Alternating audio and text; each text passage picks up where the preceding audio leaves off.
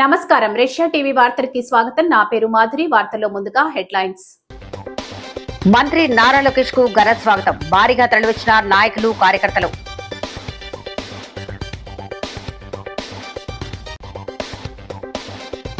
నన్నయ్య యూనివర్సిటీలో ఉద్రిక్తత పరిస్థితి. ఫ్లెక్సీల వ్యవహారంలో తలెత్తిన వివాదం.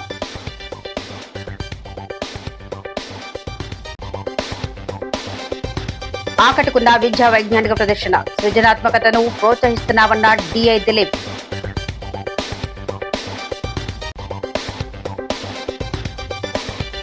ఎన్ని కేసులు పెట్టినా సత్యమే గెలుస్తుంది. డీసీసీ అధ్యక్షుడు టీకే విశ్వేశ్వరరెడ్డి.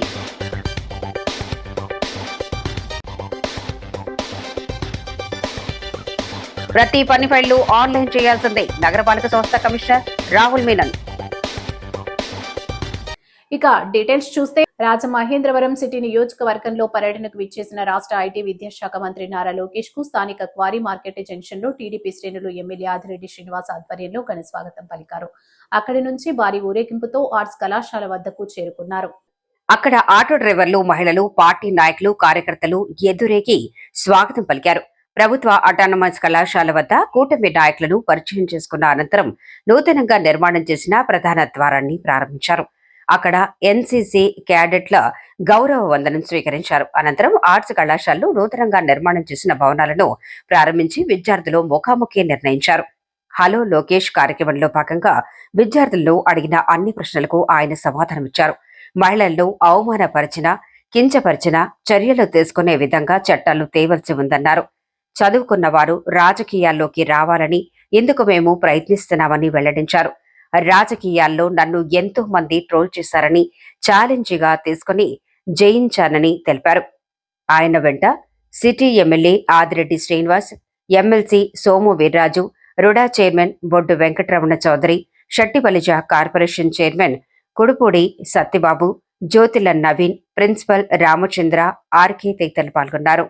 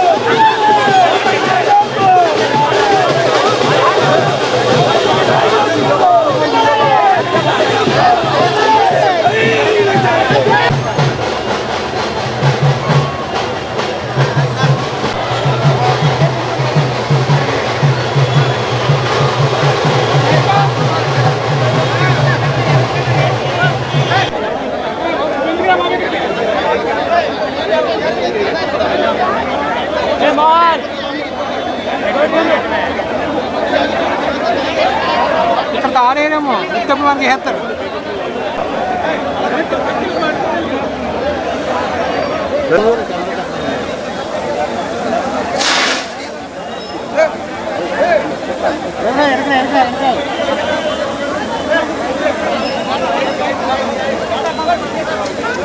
అడ్జస్ట్ చేస్తున్నాను. నేను కూడా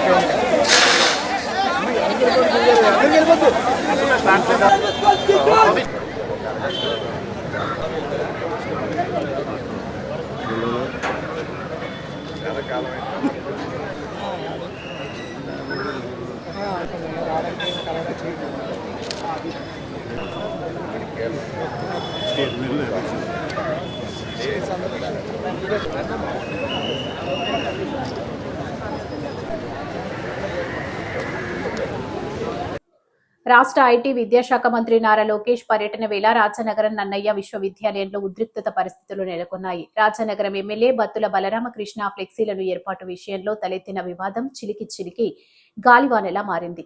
బత్తుల బలరామకృష్ణ ఫోటో ఫ్లెక్సీలో లేకపోవడంతో ఆగ్రహించిన జనసేన కార్యకర్తలు వీసీ కార్యాలయంలో చొచ్చుకుని వెళ్లేందుకు ప్రయత్నించగా పోలీసులు అడ్డుకోవడంతో వివాదం చెలరేగింది. వీసీ కార్యాలయం వద్ద డౌన్ డౌన్ అంటూ పెద్ద ఎత్తున నినాదాలు చేయడంతో పరిస్థితులు గందరగోళంగా మారాయి. అయితే ఆ సమయంలో మంత్రి నారా లోకేష్ ప్రభుత్వ అటానమస్ కళాశాలలో జరిగిన విద్యార్థుల ముఖాముఖిలో ఉన్నారు. ఈ విషయంలో ఆయనకు చేరటంతో వెంటనే టీడీపీ ముఖ్య నాయకులను అక్కడికి పంపినట్లు సమాచారం. రాష్ట్రంలో అందరి ఎమ్మెల్యేల ఫ్లెక్సీలు ఉన్నాయని, నా నియోజకవర్గంలో మాత్రం ఫ్లెక్సీలు లేకపోవటం ఏమిటని బత్తుల ఆవేదన వ్యక్తం చేశారు. వీసీపీఏ ఎమ్మెల్యే బత్తుల బలరామకృష్ణ భార్యను మెడపై చేయి పెట్టి తోసేశారని తమ కార్యకర్తలు ఆందోళనకు దిగినట్లు తెలిపారు. పీఏను బయటికి పంపాలంటూ జన సైనికులు ఆందోళన చేపట్టారని వివరించారు.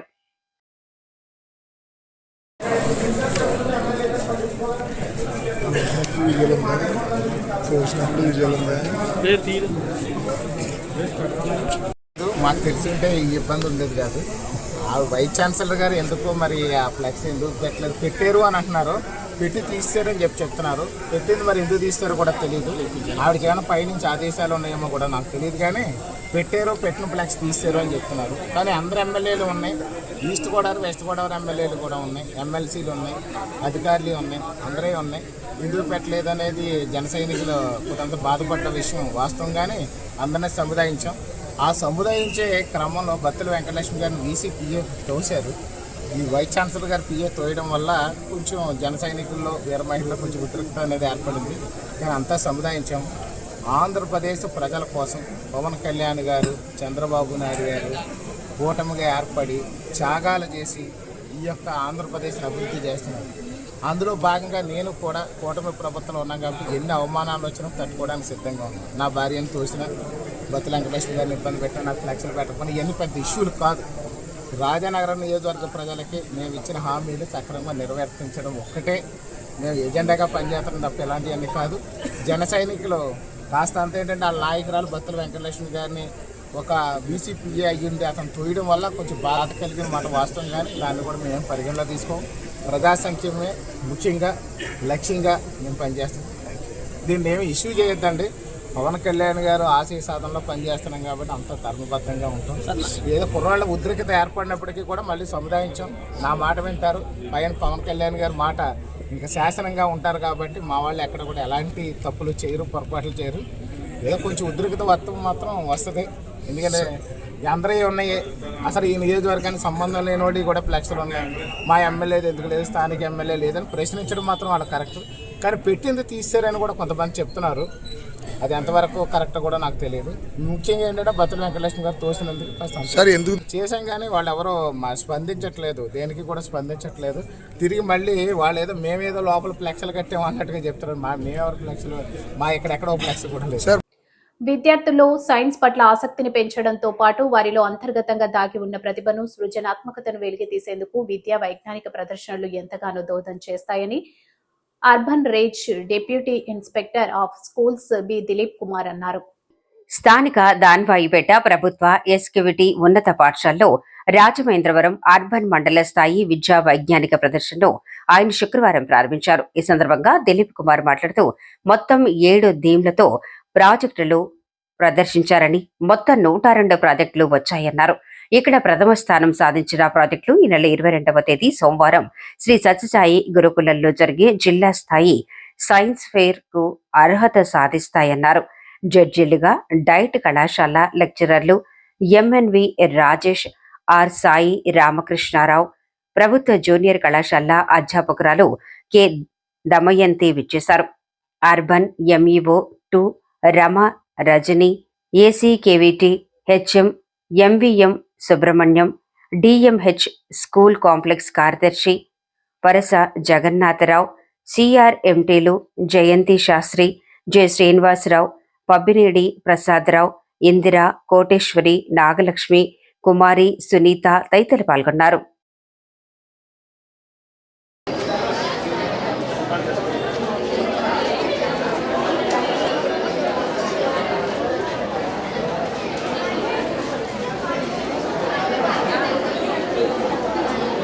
ప్రభుత్వం వారి యొక్క ఆదేశాల ప్రకారం ఈరోజు రాజమహేంద్రం అర్బన్లో మండల స్థాయి సైన్స్ ఫెయిర్ ఏర్పాటు చేయడం జరిగింది. ఈ సైన్స్ ఫెయిర్కి మొత్తం 3 రకాలుగా ఏర్పాటు చేయమని ప్రభుత్వం వారు ఆదేశాలు ఇచ్చారు. అందులో గ్రూప్ 1 విద్యార్థులు గ్రూప్ తరపున ఆ ప్రాజెక్టు తీసుకురావాలా. ఈ గ్రూప్లో మొత్తం 7 థీములు ఉంటాయి. అదేవిధంగా టీచర్స్ నుంచి ఒకటి, స్టూడెంట్స్ ఇండివిజువల్గా ఒక ప్రాజెక్ట్ తీసుకురావాలా. మొత్తం ఈరోజు చూసినట్లయితే టీచర్స్ నుండి ఒక 15 ప్రాజెక్టులు వచ్చినాయి. విద్యార్థుల నుండి 25 ప్రాజెక్టులు తీసుకొని రావడం జరిగింది. ఇక గ్రూప్గా 85 ప్రాజెక్టులు తీసుకొని రావడం జరిగింది. విద్యార్థులు చాలా కష్టపడి వర్కింగ్ మోడల్ ఎక్కువగా చేసుకొని రావడం జరిగింది. ధర్మాకోల్ ద్వారా తీసుకొని రావద్దని చెప్పేసి ఆమె వాళ్ళకి ఇన్స్ట్రక్షన్ ఇవ్వడం జరిగింది. కనుక ఈ సైన్స్ ఫెయిర్లోన ఎక్కడా కూడా ధర్మాకోల్ ఉపయోగించలేదు. అందరూ కూడా ఒకరికి ఒకరు పోటీ పడి ఈ ప్రాజెక్టులు తీసుకొని రావడం జరిగింది. ఇక్కడ మన జడ్జెస్గా డైట్ కాలేజీ నుండి 2 వచ్చారు. అదేవిధంగా గవర్నమెంట్ జూనియర్ కాలేజీ నుండి 1 వచ్చారు. వారు విద్యార్థులకు జడ్జిమెంట్ చేయటం జరుగుతుంది. వారు కూడా పక్షపాతం లేకుండా ఎవరైతే బాగా చేశారో వారిని సెలెక్ట్ చేయమని జడ్జెస్కి చెప్పడం జరిగింది. ఈరోజు సెలెక్ట్ అయిన వారు 22వ తారీఖున సత్యసాయి గురుకులంలో జిల్లా స్థాయి సైన్స్ ఫెయిర్ ఉంది. అక్కడకు వీరు ఆ ప్రాజెక్టులు తీసుకొని వెళ్ళటం జరుగుతుంది. ఆ విద్యార్థులు చాలా ఉత్సాహంగా పాల్గొన్నారు. ఆ విద్యార్థుల యొక్క మేధోశక్తికి ఇది ఒక పరీక్షగా, ఒక క్రియేటివ్గా, ఒక సైంటిస్టులు తయారవడానికి ఇది ఎంతగానో ఉపయోగపడుతుంది. కనుక ఈ ప్రాజెక్టులు తయారు చేయడానికి ప్రోత్సహించిన ప్రధానోపాధ్యాయులకు, ఉపాధ్యాయులకు ప్రత్యేకంగా ధన్యవాదాలు తెలియజేస్తూ ఈ అవకాశం ఇచ్చిన మీకు అందరికి కూడా థ్యాంక్స్ తెలియజేస్తూ ముగిస్తున్నాను. Thank you. నేషనల్ హెరాల్డ్ కేసులో కాంగ్రెస్ అగ్రనేతలు సోనియా గాంధీ, రాహుల్ గాంధీపై ఈడీ దాఖలు చేసిన ఛార్జిషీట్ ను సుప్రీంకోర్టు ధర్మాసనం తిరస్కరించడం ద్వారా న్యాయ వ్యవస్థపై ప్రజలకు నమ్మకం పెరిగిందని జిల్లా కాంగ్రెస్ కమిటీ అధ్యక్షుడు టీకే విశ్వేశ్వరరెడ్డి హర్షం వ్యక్తం చేశారు.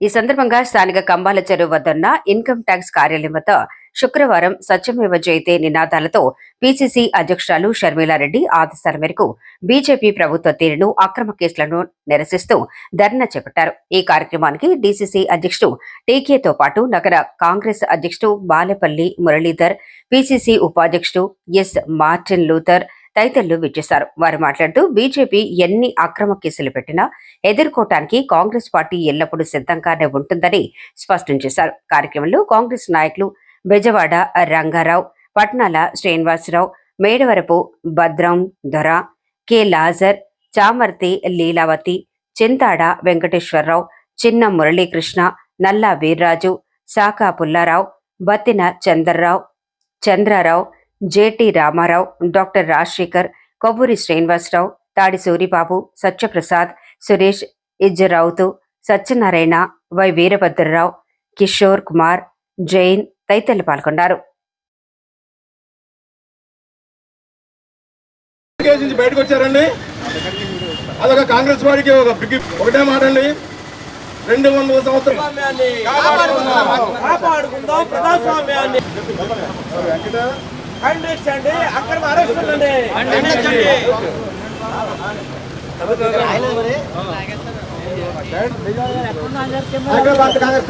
ప్రభుత్వ సంస్థ కుట్రపూర్తమైన ఆరోపణలు చేస్తూ కేసులు మరి రిజెక్ట్ అవడం మరి ప్రజాస్వామ్యంలో పెద్ద పీట. అక్రమ కేసుల్ని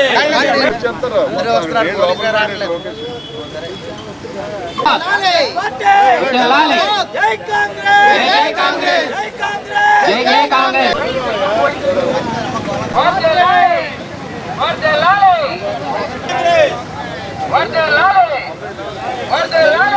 నగరంలో చేపట్టే ప్రతి ప్రగతి పని ఆన్లైన్ అవ్వాలని కమిషనర్ రాహుల్ మీనా ఆదేశించారు. నగరపాలక సంస్థ కార్యాలయంలోని పీజీఆర్ఎస్ హాల్లో ఇంజనీరింగ్ విభాగ అధికారులతో పాటు వివిధ విభాగాల అధికారులతో సమీక్ష నిర్వహించి సమస్యల పనులను ప్రగతిని ఆరాధిస్తారు. ఈ సందర్భంగా నగర పరిధిలో చేపట్టిన అభివృద్ధి పనులు, వాటి ప్రగతిపై డివిజన్ల వారీగా ఆరాధిస్తారు. వివిధ దశల్లో ఉన్న పనుల వివరాలు అడిగి తెలుసుకున్నారు. పనుల పురోగతిని ఎప్పటికప్పుడు వెబ్సైట్ లో పొందుపరచాలన్నారు. లెటర్ ఆఫ్ యాక్సెప్టెన్స్ వచ్చిన వారం రోజుల్లో పనులు ఎట్టి పరిస్థితుల్లో ప్రారంభం కావాలని, ఒకవేళ ఎక్కడైనా జాప్యం జరిగితే తన దృష్టికి తీసుకురావాలన్నారు. లాలా చెరువు హౌసింగ్ బోర్డు కాలనీలో 1,57,00,000 రూపాయలతో చేపట్టిన రోడ్డుతో పాటు 50వ డివిజన్లో 1,50,50,00,000తో చేపట్టిన రహదారి పనులను త్వరితగతిన పూర్తి చేయాలన్నారు. Additional commissioner PV Ramalingeswar, SC Rita, EE Madarsa Ali, డిఈలు, ఏఈలు, ఇతర సిబ్బంది పాల్గొన్నారు.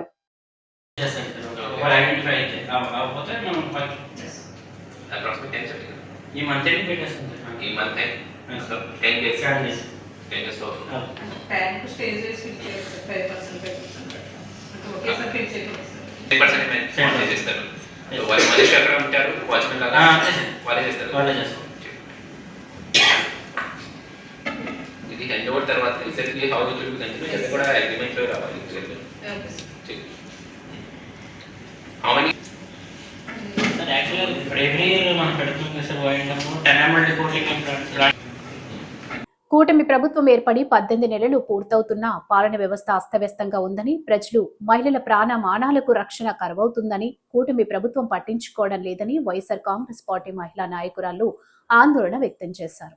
ది రాజమండ్రి ప్రెస్ క్లబ్ లో శుక్రవారం జరిగిన మీడియా సమావేశంలో మహిళా నాయకులు మాట్లాడుతూ, నగరంలో రోజుకో ఘటన జరుగుతోందని, ఈ వారంలో 2 ఘటనలు, ఒకటి ప్రభుత్వ ఆసుపత్రిలో 20 సంవత్సరాల బాలింత వైద్యుల నిర్లక్ష్యం వల్ల ప్రాణం కోల్పోతే, నిన్న బీసీ హాస్టల్ మైనర్ బాలికపై అత్యాచారం జరిగిందని పేర్కొన్నారు. నగరంలో అసలు శాంతి భద్రతలు ఉన్నాయో లేదో అర్థం కావటం లేదని అధికార యంత్రాంగం చోద్యం చూస్తుందని ఆరోపించారు. ఇదేమిటని ప్రశ్నిస్తే అక్రమంగా కేసులు పెట్టి ఇబ్బందులకు పాలు చేస్తున్నారని విమర్శించారు. సిటీ పార్టీ మహిళా విభాగం అధ్యక్షురాలు పోలు విజయలక్ష్మి, రాష్ట్ర ప్రచార విభాగం కార్యదర్శి పట్టికుటి కృష్ణవేణి, గాండ్ల తెలుగుల కార్పొరేషన్ మాజీ చైర్మన్ సంకిస భవానీ ప్రియ, వాలంటరీ వింగ్ అధ్యక్షురాలు అనంతలక్ష్మి, కోర్నాని, అను యాదవ్, మాజీ కార్పొరేటర్ కాటం ప్రియాంక కుమారి, విజయ్ కుమారి పాల్గొన్నారు. అక్రమ కేసులు పెట్టి పోలీసులు ఆ పోలీస్ స్టేషన్లో పడేయడం ఒకటి. అందుకే చాలా మంది భయపడి వాయిస్ బయట రాలేదంటే ఖచ్చితంగా, ఎందుకంటే ప్రశ్నిస్తారు. ఆ బాధితులు బయటకు వచ్చి చెప్పాలంటేనే కూడా భయపడిపోతున్నారు. అంత విధంగా వీళ్ళు పోలీస్ వ్యవస్థ నడుస్తుందంటే, ఈ పోలీస్ వ్యవస్థ ఏంటి, ఈ బాధ ఏంటి, ఈ మహిళా హోమ్ మినిస్టర్ ఇంకెక్కడి నుంచి కనీసం 18 నెలలు చూసాం. ఈవిడి హోమ్ మినిస్టర్ గారు 18 నెలలు చూసాం. ఇటువంటి అరాచకాలు జరుగుతుంది. ఈవిడ తప్పుకోవడం చాలా మంచిది. అదేవిధంగా ఈ సంజయ్ రాణి గారు కూడా తప్పుకుంటే వేరే మహిళలకు రక్షణ కల్పించే వాళ్ళు ఇంకా 3 సంవత్సరాల టైం ఉంది కాబట్టి, ప్రజలు వాళ్ళని భరించాలి కాబట్టి, ఇకనైనా చంద్రబాబు నాయుడు గారు ఆయన కూడా ఏదో మరి ఇంత రాజమండ్రిలో ఈ దౌర్భాగ్యం జరుగుతున్నందుకు చూడడానికి వస్తున్నారా అని నేను ఒకటి సూటిగా ప్రశ్న అడుగుతున్నాను లోకేష్ గారిని. లోకేష్ గారు, మీరు ఏ విషయం కోసం ఆడపిల్లలు ఎంతమంది మానభంగాలు జరిగినాయి అని లెక్కలేసుకుంటాకు వస్తున్నారా, లేదంటే ఆడపిల్లల్ని ఏ విధంగా రేప్ చేసి మరి చంపేస్తున్నారని లెక్కలేసుకుంటాకు వస్తున్నారా? మరి గతంలో మీ నాన్నగారు చూసుకున్నట్టయితే మరి పుష్పరాల రేవులో మరి ఎంతమందో ప్రాణాలు కోల్పోయారు. వాటికి లెక్కలేసుకుంటాకు వస్తున్నారా? మరి ఏ విధంగా రాజమండ్రిని పరిపాలించడానికి చూడడానికి ఏ విధంగా వస్తున్నారా అనేది మేము సూటిగా ఒక ప్రశ్న అడగాలనుకుంటున్నాము. బీసీ హాస్టల్ నుంచి, ఎస్సీ హాస్టల్ నుంచి ఆడపిల్లలు అర్ధరాత్రి 10 గంటలకు బయటకు వస్తే ఆ వార్డెన్ ఏం చేస్తున్నారు? అక్కడ లా అండ్ ఆర్డర్ మేము కాపాడతామని 3 రోజుల ముందు మీరు ప్రెస్ మీట్ పెట్టారు. ఉక్కు పాదంతో బ్లేడ్ బ్యాచ్ని అనగదొక్కుతాం అన్నారు. అనగదొక్కారండి? మీరు అడిగారు కదండి వైసీపీ నేర్చుకుంది అని. మరి ఇదే ఆదిరెడ్డి వాసు గారు అనుచరుడు సత్యదేవ్ ఒక మైనర్ బాలికని అత్యాచారం చేసి, ప్రెగ్నెంట్ చేసి, అబార్షన్ చేస్తే బొమ్మూరు స్టేషన్లో కంప్లైంట్ చేసి ఆ అమ్మాయి నాకు పెళ్లి చేయండి సార్ అంది. మీరు చేశారా న్యాయం అమ్మాయికి?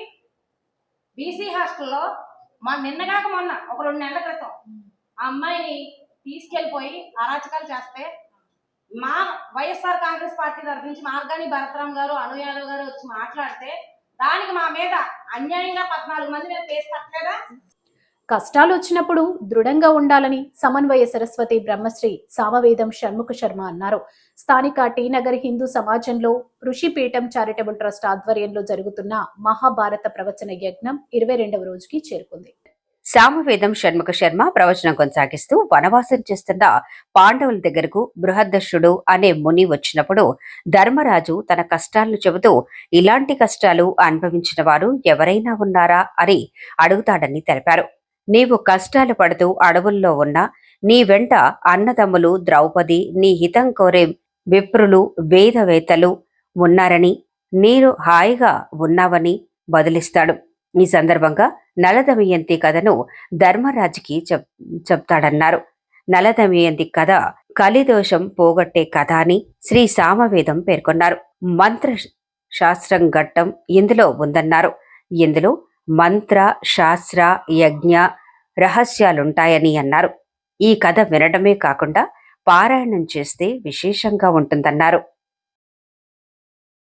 కారణం ఏంటో చెప్పాడు ఎవరు? జనక మహారాజు చెప్తున్నాడు ఇక్కడ. నివారణోపాయం జ్ఞానం, కారణం స్నేహం అన్నాడు. స్నేహం అంటే విషయముల పట్ల ఆసక్తి. స్నేహం అంటే జిడ్డు అంటుకోవడం అండి. ఇక్కడ విషయాలతో అంటుకోవడం అనే స్నేహమే మానసిక దుఃఖాలన్నిటి కారణం. ఆలోచించుకోండి, ఇంటికి వెళ్ళినా తెలుస్తుంది అది. విషయాలు అంటే వ్యక్తులు కావచ్చు, వస్తువులు కావచ్చు, సంఘటనలు కావచ్చు. వాటి పట్ల ఉన్నటువంటి స్నేహం చేతనే శోకం, సుఖం, భయం, ఆయాసం ఇవన్నీ కలుగుతాయి. స్నేహం అంత ప్రమాదం. ఈ స్నేహం ఏం చేస్తుందంటే ఆశని పెంచుతుంది. తృష్ణ, ఇది రెండవ ప్రమాదం. కానీ స్నేహం, తృష్ణ ఈ రెండూ చాలా ప్రమాదమైనవి సుమా అని చెప్తూ, అందుకు తస్మా స్నేహం నలిప్సేత, దేనితో అంటుకోకూడదు. అంటుకోవడం వల్లే నా రాజ్యం అని అంటుకోవడం వల్ల అయ్యో పోయిందే అని బాధ కలుగుతుంది. కానీ విషయాసక్తే దుఃఖానికి మూలం, జ్ఞానమే దానికి విరుగుడు. ఒకే వాక్యం అండి. కానీ భగవద్గీతలోనే వేదాంతం లేదు, మొత్తం భారతమంతా. అందుకే భారతం వేదాంత జ్ఞానంలోకి పర్యవసింపజేయడానికే వచ్చినది. ఇది తెలుసుకోదాని పరమ లక్ష్యం అది. ఇక్కడ భారతం బాగా చదివితే ధార్మికమైన ప్రవర్తన తెలుసుకోవడమే కాదు, అడుగడుగున అభ్యాస వైరాగ్యములు వృద్ధి చెందడం కోసం. ఇది గమనించితే తెలుసుకోవాల్సింది. దానిలో నిష్ఠుడు ఉన్నాడు కనుకనే అంతరాజ్యం పోయినా నిలబడగలిగాడు. దుఃఖిస్తున్న దేనికి? బహుశా రాజ్యం పోయిందని కానీ దుఃఖిస్తున్నాడేమో అనుకుంటున్నాడు ఈ శౌనకుడు. అందుకు ఉదాహరణలన్నీ చెప్తున్నాడు. చెప్పగానే అప్పుడు మాట అన్నాడు, మీరు చెప్పినవన్నీ చాలా బాగున్నాయండి, కాదని కాదు, సంపదల మీద ఆసక్తితోనో నేను దుఃఖపడుతున్నాను పోయిందని మీరు అనుకుంటున్నారేమో, కానీ నార్థోపభోగ లిప్సార్థం వియమర్థేప్సుతామమా, నేను ధనం వల్ల కలిగే భోగాల పట్ల ధనం మీద స్నేహంతో దుఃఖించడం లేదు. నా గృహస్థ ధర్మాన్ని నేను చెయ్యలేకపోతున్నానే, నన్ను ఆశ్రయించిన వారికి అన్నం పెట్టలేకపోతున్నానే నేను దుఃఖపడుతున్నాను. అది స్వధర్మం, అది నిర్వహించలేకపోతున్నాను. నేను గృహస్థాశ్రమంలో ఉన్న వర్తమానో గృహాశ్రమే, గృహాశ్రమంలో ఉన్న నేను ఆశ్రయించిన వారికి రక్షణ పోషణ ఇవ్వకపోతే ఎలాగ? పైగా గృహస్థ భోజనం వాడొక్కడి కోసం కాదు, గృహస్థ భోజనములో భాగాలుంటాయి. అవేమిటి అంటే దేవ, పితృ, మనుష్య, ప్రాణి, ఈ నలుగురి భాగం గృహస్థ భోజనం ఉంటుంది. కనుక వాళ్ళకి పెట్టకుండా వాడు ఒక్కడే తిన్నాడు అనుకో, వాడు దొంగ పాపాత్ముడు అంటారు ఇక్కడ. కనుక వాడు అనుభవించే దాంట్లో ఈ భాగాలు చేయాలి. దేవతలకి, పితృదేవతలకి, మనుష్యులకి, ఇతర ప్రాణికోట్లకి భాగం కల్పించబడింది. సంవిభాగో హి భూతానాం సర్వేషామేవ దృశ్యతే, ఇది కనబడుతున్న అంశం. అలాగే తనను ఆశ్రయించుకుని వచ్చినట్టు అతిథి అభ్యాగతుల్ని ఎలా చూడాలంటే గృహస్థు ముందు సంతోషించాలి. అతిథులు వచ్చారంటే అంటే నాకు మనుష్య రుణం తీర్చుకునే అవకాశం వచ్చింది అని సంతోషించి చక్షుర్దద్యాత్, మనోదద్యాత్, వాచం దద్యా సుభాషితం, ఉత్థాయ చాసనం దద్యాత్, ఏష ధర్మ సనాతన. ఇది సనాతన ధర్మం. బంధువులు వచ్చినప్పుడు వాళ్ళని జాగ్రత్తగా కనిపెట్టుకోవాలి. అంటే ఒక కంట కనిపెట్టాలని చెప్పడం కాదు, ఏం లోక్కుపోతారు అని, అది కాదు. కంట కనిపెట్టుకోవాలంటే వాళ్ళు అడుగుతే చేయిద్దామని కాకుండా వాళ్ళకి ఏం అవసరమో గమనించుకోవాలి. చక్షుర్దద్యాత్. రెండవది మనోదద్యాత్, ఎప్పుడు పోతారో ఏమిటో అని కాకుండా ఆదర బుద్ధితో ఉండాలి, మనస్సు వాళ్ళ యందు పెట్టాలి. మూడవది సుభాషితం దద్యాత్, మంచి మాటలతో వాళ్ళని తృప్తిపరచాలి. అలాగే వాళ్ళు వచ్చినప్పుడు తను ఎదుర్కొని వెళ్ళి వాళ్ళు కూర్చోబెట్టేది ఆసనం దద్యాత్, వాళ్ళకి సమకూర్చుకోవాలి. చూశారు గృహస్థం ఎంత జగ్గా చెప్పాడు. ఒకటే మాట, గృహస్థ అయిన వాడు తన కోసం తాను వండుకు తినకూడదు, తింటే పాపం తిన్నట్టే. ఆత్మార్థం పాచయేన్నాన్నం న వృథా ఘాతయేత్ పశుం, తన కోసం తాను వండుకోకూడదు, అనవసరంగా జంతువుల్ని హింసించకూడదు. ఈ రెండు గృహస్థ ధర్మంలో ముఖ్యమైనవి. ఇది తెలుసుకోవాలి ఇక్కడ. దివాన్ చెరువు పంచాయతీ పారిశుద్ధ్య కార్మికుల యూనియన్ సిఐటియు అనుబంధం అధ్యక్షుడు అక్కిరెడ్డి గణపతి ఆధ్వర్యంలో దివాను చెరువు సిఐటియు ఆఫీసు వద్ద సిఐటియు జిల్లా కార్యదర్శి బివిఎన్ పూర్ణిమరాజు జెండాను ఎగరవేశారు. పూర్ణిమ రోజు మాట్లాడుతూ సిఐటియు 18వ జాతీయ మహాసభ విశాఖపట్నంలో డిసెంబర్ 31 నుండి జనవరి 4 వరకు జరుగుతుందని, ఈ మహాసభను జయప్రదం చేయాలని కోరుతూ సిఐటియు జెండా ఎగురవేయడం జరిగిందన్నారు. ఈ సందర్భంగా జనవరి 4న విశాఖపట్నంలో జరిగే రెడ్ మార్చ్ అనంతరం జరిగే బహిరంగ సభను తూర్పుగోదావరి జిల్లాలోని సిఐటియు సభ్యులందరూ తప్పనిసరిగా హాజరు కావాలని, బహిరంగ సభను జయప్రదం చేయాలని కోరారు. ఈ కార్యక్రమంలో గాలంకి లాజర్, తాళ్లపూడి మంగ, సతీష్, వసంతాలు, గౌరీ, విజయ్, బ్రహ్మరాజు తదితరులు పాల్గొన్నారు. కార్మిక వర్గం సిఐటి అందరూ కూడా సిఐటి జెండాలు వాళ్ళు ఎగరేయాలి అని చెప్పేసి చెప్పడం వల్ల ఈ రోజున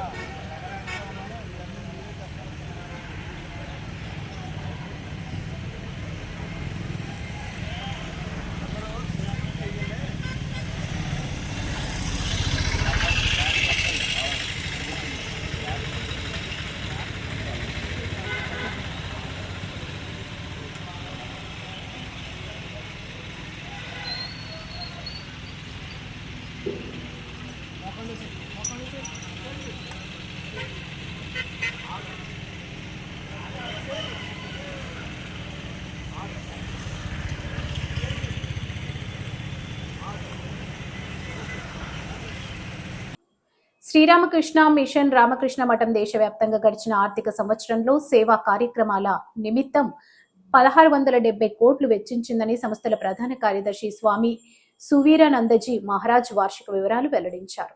ఈ వివరాలను రాజమండ్రి రామకృష్ణ మఠం అధ్యక్షులు, మిషన్ కార్యదర్శి స్వామి పరిగ్జయానందజీ మహారాజ్ ఇక్కడ తెలియజేశారు.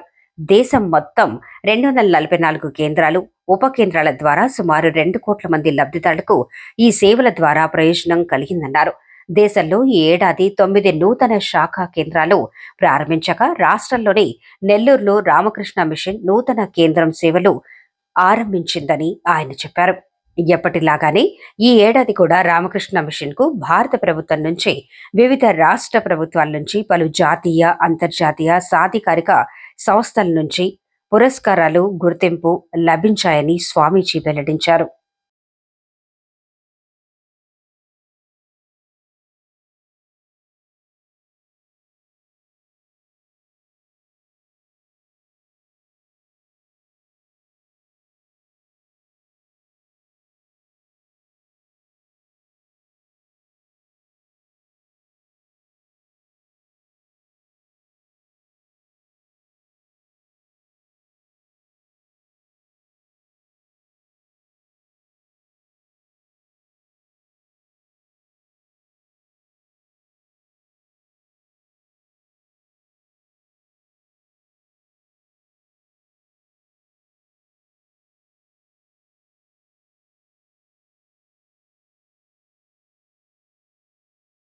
ఈ వార్తలు ఇంతటితో సమాప్తం. నమస్కారం.